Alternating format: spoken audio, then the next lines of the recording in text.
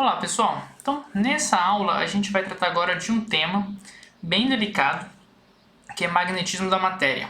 Então ele vai resgatar uma série de coisas de maneira análoga ao que a gente viu na eletricidade dos dielétricos. Tudo bem? Então a gente vai investigar quais que são os possíveis efeitos, do magnetismo da matéria e como a gente pode representar esses efeitos da matéria incorporados, ao magnetismo por meio de campos auxiliares, magnetização, esse tipo de coisa, certo? Então vamos lá, aqui as nossas notas. Então, basicamente é o seguinte, a gente comentou no começo das aulas de magnetismo que é possível obter campos magnéticos a partir de correntes elétricas, tá? Então essa é uma forma de obter, mas muito antes disso, de se conseguirem elaborar e criar eletroímãs, dominar a eletricidade nesse ponto, já se verificava que o magnetismo ocorria em determinados minerais, Então, os materiais ferromagnéticos, por exemplo, o ferro, você tem certas jazidas de minerais que já vêm naturalmente magnetizados. Então surge o devido questionamento: será que essa magnetização natural dos materiais pode ser advinda, de uma distribuição de correntes elétricas dentro desse material? Será que a gente consegue descrever uma distribuição de correntes, que podem, de fato, não estar um elétron livre ali se deslocando em todo o material, tudo bem? Mas que a gente pudesse ter correntes microscópicas que juntas pudessem ter esse efeito macroscópico? E a resposta é sim. A gente consegue ter esse tipo de situação, tudo bem? Então é importante ter claro que às vezes não precisa ser uma corrente macroscópico, pelo seguinte motivo: porque uma corrente macroscópica ela seria dissipativa. Então correntes que a gente vê aí em circuitos elétricos, que a gente consegue medir em amperímetros, as correntes livres, elas têm um efeito Joule, mas é possível a gente ter, por exemplo, pequenos efeitos. Por exemplo, imagina ali um elétronzinho na sua órbita no átomo, essa visão clássica que a gente tem. Esse elétronzinho girando, ele teria aí uma corrente efetiva e, consequentemente, um momento de dipolo magnético resultante disso. Então, esse momento de dipolo magnético a gente consegue representar como uma pequena espira, uma pequena espirazinha que pode estar aí orientada para uma determinada direção, certo? E sim, se a gente tiver esses pequenos dipolos aí todos orientados, no nosso caso pela regra da mão direita, a gente teria todos orientados aqui para cima, tá?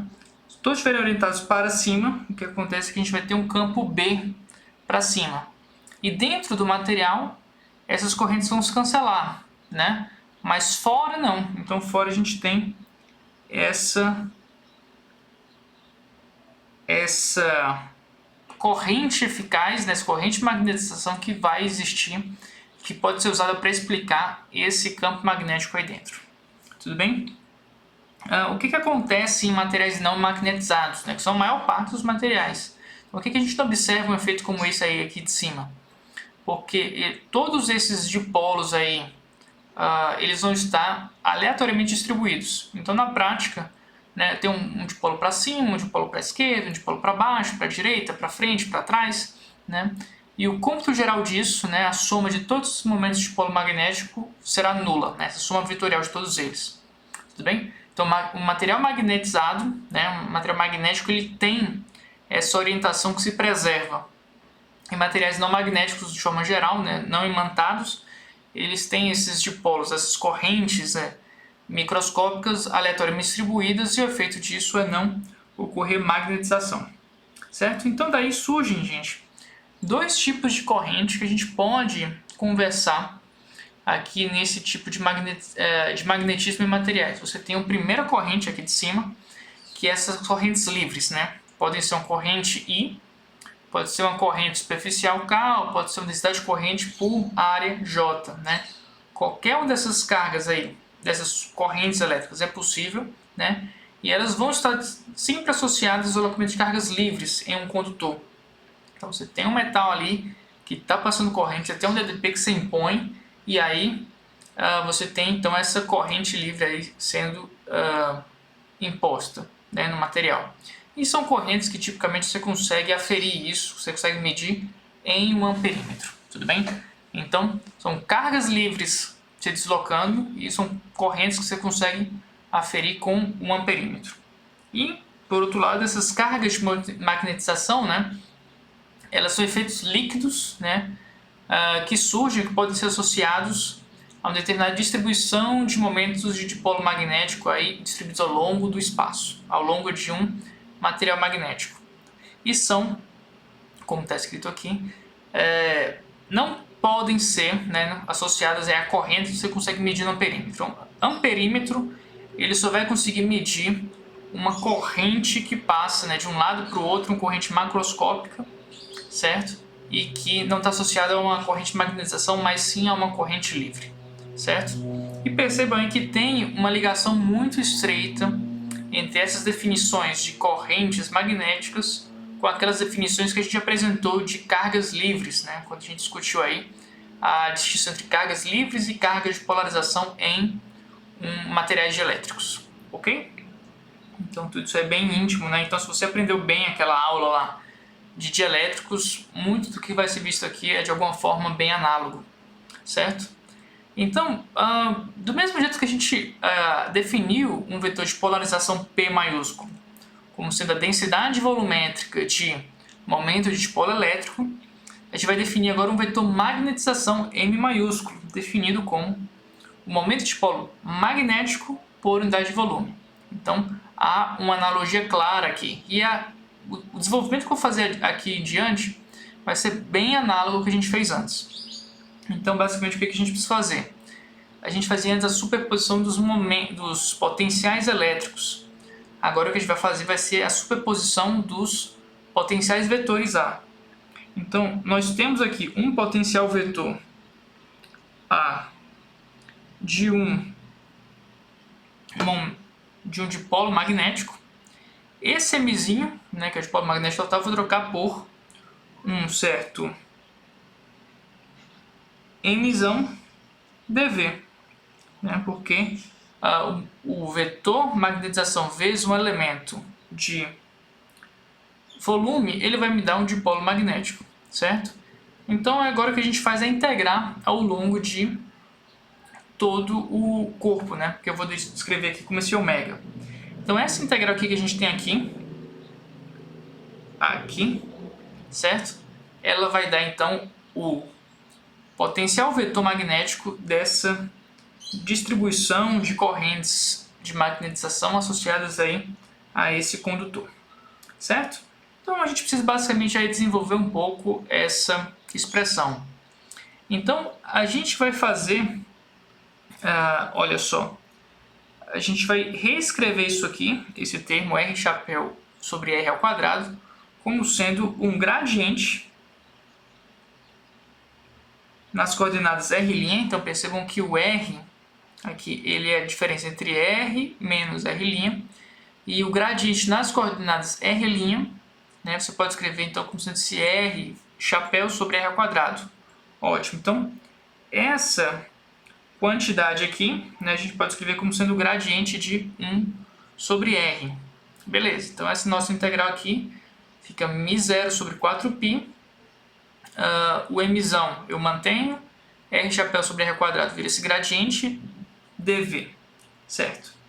E aí então, percebam que é o m vezes o gradiente de alguém com o produto vetorial aqui. Então isso aí poderia cheirar para uma pessoa mais experiente um rotacional de alguma quantidade, tudo bem? E é exatamente isso que acontece. Tá? Então você pode imaginar um rotacional nessa expressão m sobre r, certo? Que seria algo com uma derivada de um produto. Então você poderia ter uma derivada com respeito ao m, né, o rotacional de m sobre r, e o m vetorial gradiente de 1 sobre r. Tudo bem? Então isso aí vem da uma identidade vetorial que a gente tem. E o fato é que a gente tem essa parte azul aparecendo aqui embaixo. Então eu posso isolar nessa expressão e substituir logo acima. E a gente tem então essa expressão aqui, que de fato, sim, ela está mais feia, e a nossa esperança é conseguir reescrever essa expressão e dar um sentido físico a cada um desses dois termos, certo? Essa integral no volume desse produto vetorial, a gente pode escrever como um fluxo aqui de M vetorial vetor área. Tudo bem? Então a gente pode escrever isso aqui. Talvez seja para algum de vocês, mas para quase todo mundo isso aqui não é nem um pouco imediato, né? Isso não se trata também de uma aplicação do teorema do divergente tão direta assim. Então a gente realmente precisa agora de um interlúdio matemático para a gente explicar um pouco melhor o que aconteceu aqui de cima para baixo. Tá? Então, e assim, esse tipo de desenvolvimento, né, mais para formação de vocês. Então, na prova, acho que é bem difícil você realmente ter algo que você vai precisar usar isso explicitamente, a não ser de uma coisa que envolva aí uma demonstração bem intensa, tá bom? Mas não é por isso que a gente não vai aprender. Então, essa parte aqui do interlúdio, né? Então, perceba o seguinte, a gente precisa demonstrar isso aqui, né? Um rotacional de V integrado no volume, dando um fluxo de V vetorial vetor área, tá? Então, isso aí lembra, de fato, uma aplicação do teorema do divergente, né? Que a gente chama de divergente, uma integral tripla aberta virando integral dupla fechada, né? A gente tem de um lado o divergente de U e do outro lado a gente tem o U, certo? Ok, né? Mas a gente precisa fazer aparecer um produto vetorial. Então nós vamos escrever esse U como sendo U é um vetor que pode variar, um campo vetorial que varia no espaço. A gente vai escrever ele como sendo um V vetorial C. E esse C é um vetor constante aí que pode ser escolhido de forma arbitrária. Então, basicamente, com essa ideia é só desenvolver o teorema fundamental divergente. Porque o divergente do produto a gente vai escrever como sendo esse V escalar produto vetorial menos V e o rotacional de C. Como C é um produto constante, né, um vetor constante, esse rotacional ele vai ser nulo, tá bom? E por outro lado a gente tem esse V escalar C, V vetorial C escalar DA. É um produto triplo, a gente pode girar esse produto triplo como a gente quiser, mantendo a ordem. Então eu vou mudar todo mundo para a direita. Então o V vai para o meio, o C vai para a direita e o vetor área vai lá para a esquerda. Tudo bem? Para quê? Para a gente conseguir isolar esse vetor C.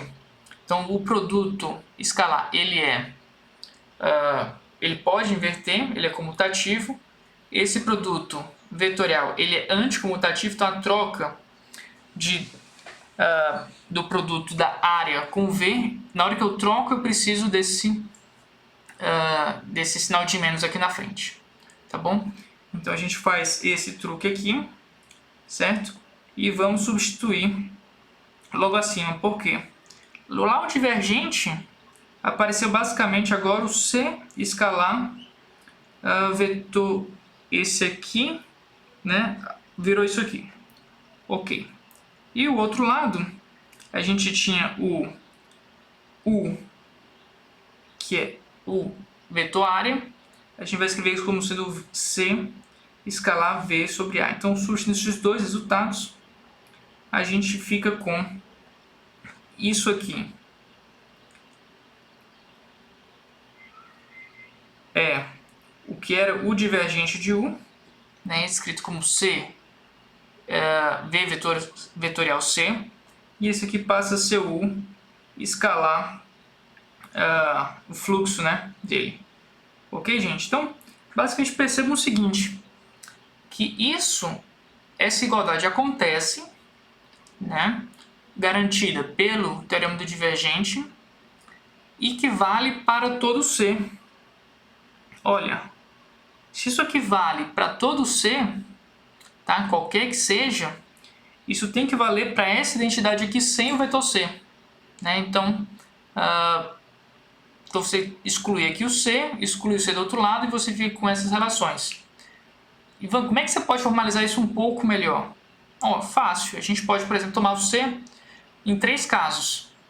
Eu escolho o C igual ao versor em X, isso aqui é válido para a direção X, e eu escolho o C na direção Y, isso aqui é válido para a direção Y, eu escolho o C na direção Z, isso aqui vale para a direção Z, Na hora que eu combino x, y, z, vale para as 3 componentes, então vale para esse produto vetorial aí, todas essas integrais inteiros.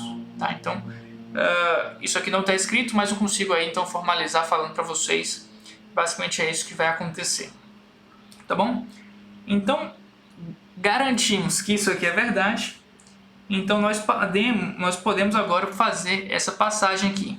Daqui nós caímos para cá, trocando esse produto vetorial por um m vetorial A integrado aí ao longo da superfície e não mais do volume.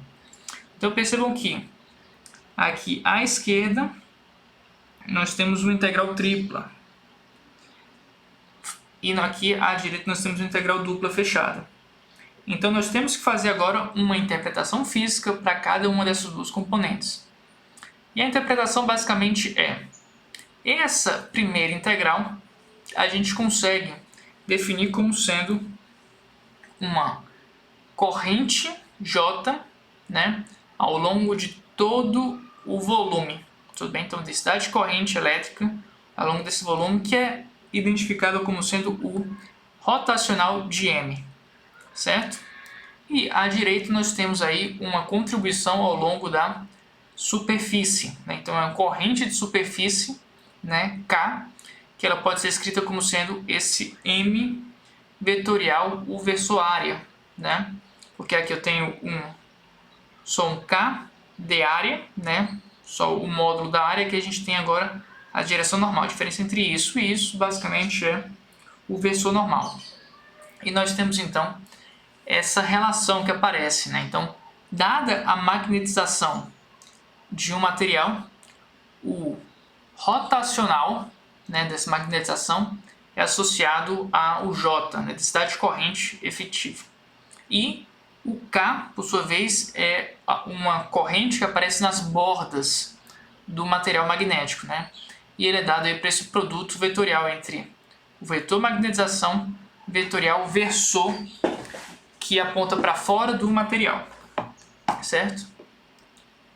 Então, isso aqui, gente, percebam que é completamente análogo à definição que a gente tinha entre densidade de corrente de polarização e a volumétrica, né, o ρ de polarização, e a densidade de carga de polarização, né, ao longo da parede. Tudo bem? Então, tem uma densidade volumétrica e uma densidade superficial de cargas polarizadas, e eu tenho uma densidade volumétrica e uma densidade superficial de correntes de magnetização. Então você tem essa analogia forte entre correntes de magnetização e cargas de polarização. E agora, para a gente encerrar esse primeiro vídeo, a gente tem aqui um exemplo, né? Então um exemplo de como é que a gente usa essas relações para calcular correntes de magnetização. Então um exemplo bem simples, né? Para a gente calcular as correntes de magnetização em um sistema cilíndrico. Então imagina que eu tenho um ímã de ferro imantado, tá, com uma magnetização perfeitamente uniforme ao longo do eixo Z, esse eixo de simetria axial do cilindro, certo? Então a gente tem esse Z aqui, eu tenho essa magnetização aqui para cima, né, ao longo da distância Z. Tá? Então como é que a gente calcula aí essas correntes de magnetização? Vamos lá. Sempre você vai ter que se preocupar com as duas componentes, a componente volumétrica e a componente superficial. Então não esqueça nenhuma das duas. A componente volumétrica, você faz o rotacional de M. Como esse M é um vetor constante, o rotacional de um vetor constante, eu vou tomar aqui as derivadas, mas todas as derivadas vão eventualmente zerar. Então esse J é igual a zero, ou seja, não há nenhum efeito líquido, né, dessas correntes de magnetização dentro do material. Tá? Então, dentro dele, do interior, não há correntes de magnetização. E na fronteira? Na fronteira você precisa olhar com cuidado à parte. Então, você vai ter agora que você vai ter um vetor K, né? O vetor K, ele vai ser, né, não vai acontecer nem 1 nem 2, certo? Então, nessas superfícies aqui, A1 e A2, as duas superfícies aqui redondas, né? Nós temos que o vetor normal aqui é um N1 e o vetor normal aqui é um N2. Sendo para cima ou para baixo, né, eu tenho um ângulo de 0 graus ou de 180 graus com M. E qualquer um desses dois casos, nós temos que isso aqui é nulo. Tudo bem? É sempre nulo? Não, a gente precisa olhar agora a área lateral. E na lateral, a gente tem que o N vai estar apontado para fora, né? E a gente tem agora o M aqui ao longo do eixo.